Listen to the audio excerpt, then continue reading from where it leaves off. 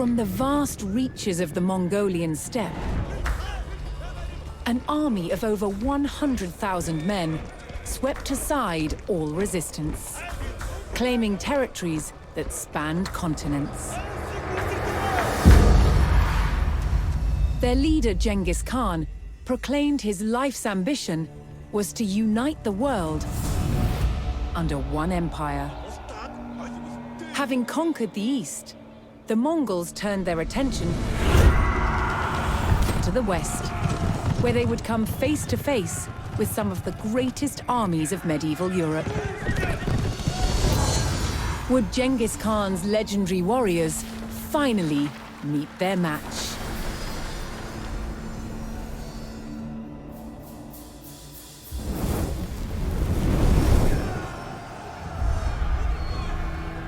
By 1221, the Mongols had taken cities throughout Asia, generating vast amounts of tribute from those they conquered.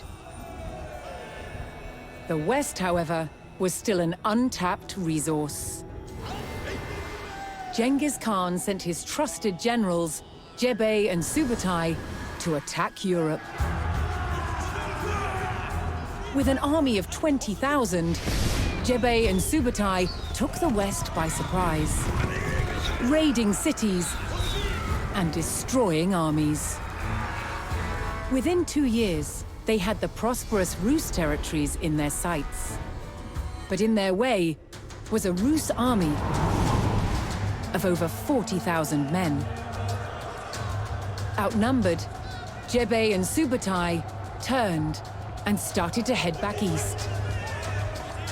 The Rus sensed an easy victory and set off in pursuit of their retreating enemies. For 8 days, the fast-moving Mongols stayed just out of reach. Then, Jebei and Subutai set their trap. They lured the Rus across the Kalka River and turned to fight. The Rus had fallen for one of the Mongols' most effective tactics, the feigned retreat. The stage was set for the Mongol army to test themselves against Europe's finest.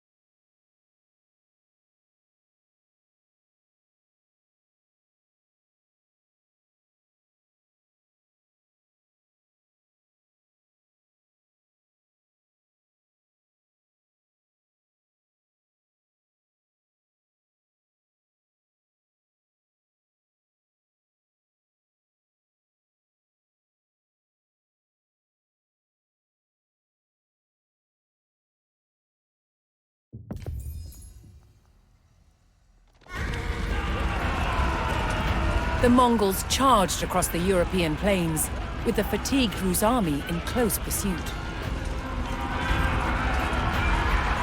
The Rus had fallen for the Mongol tactic of the feigned retreat, and unknowingly followed them into peril.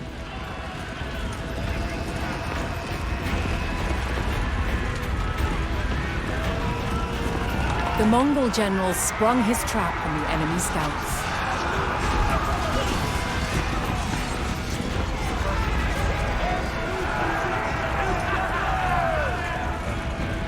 With the Rus scouts cut down, General Subutai crossed the Kalka River. Here, he would stage a full-scale ambush on the vast Rus army.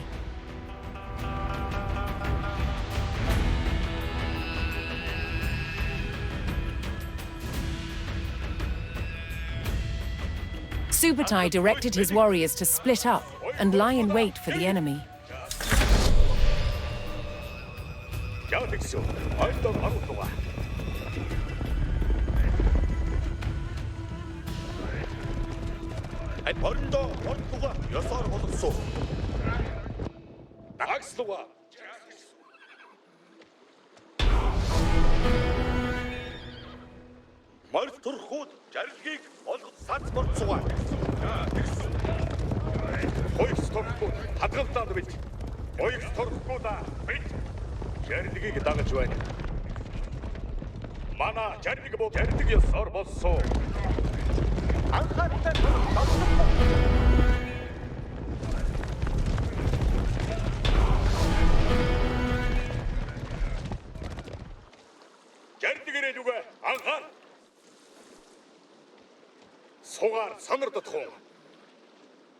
For Subatai's strategy to be effective, he needed to spring his trap before the Rus recovered from their long pursuit.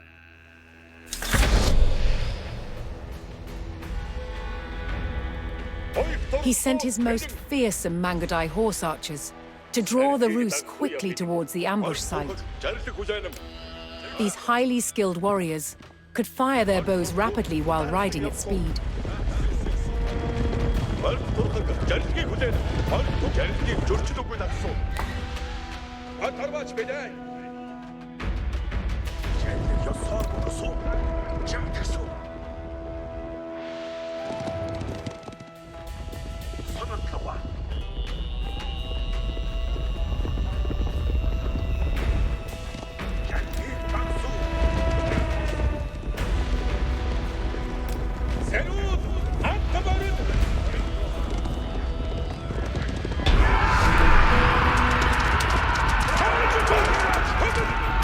The Mongol provocation was effective, and the Rus hastily pursued.